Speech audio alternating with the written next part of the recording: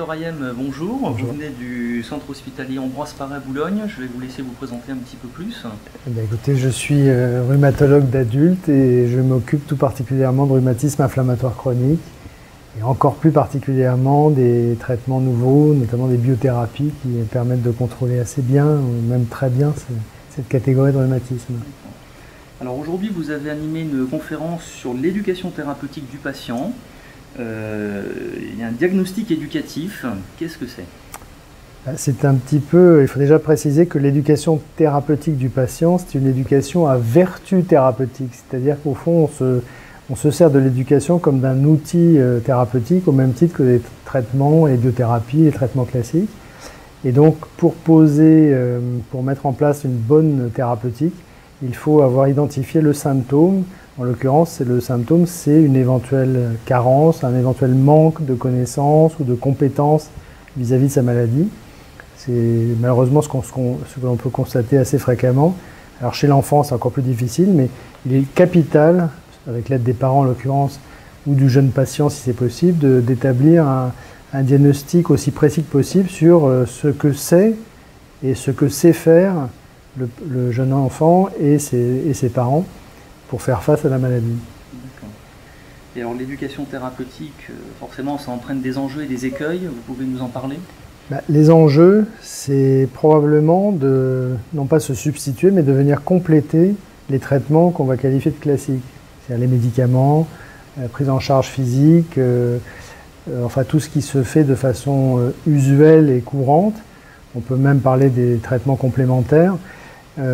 Donc l'éducation thérapeutique se positionne comme un traitement parmi d'autres et qui, dans certains cas, va pouvoir probablement permettre de réduire les doses ou les durées ou la puissance des traitements classiques.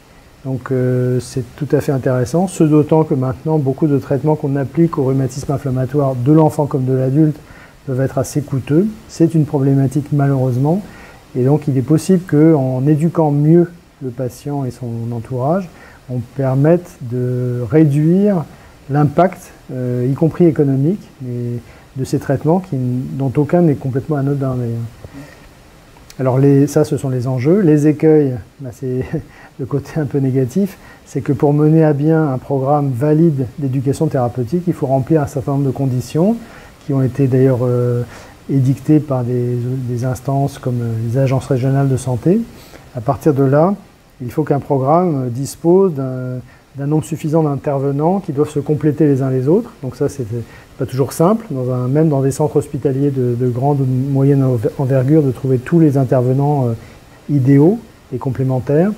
Et puis, il y a une question de temps, c'est-à-dire qu'il s'agisse des infirmières, des médecins, des autres soignants, paramédicaux.